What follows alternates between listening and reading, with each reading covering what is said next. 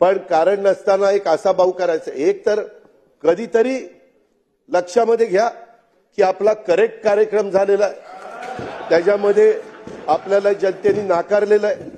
त्यामध्ये जर आकडे काढायचं म्हटलं तर इतक्या मोठ्या प्रमाणावर म्हणजे 48% महायुतीला मतं आहेत आणि 33% समोरच्यांना मतं आहेत. आता एवढा फरक असल्यानंतर दारुण पराभव होणार तरी देखील काही ना काही आकडे, मी आज त्याच्याबद्दल जास्त बोलणार नाही, नागपूरच्या अधिवेशनामध्ये मी सांगेन.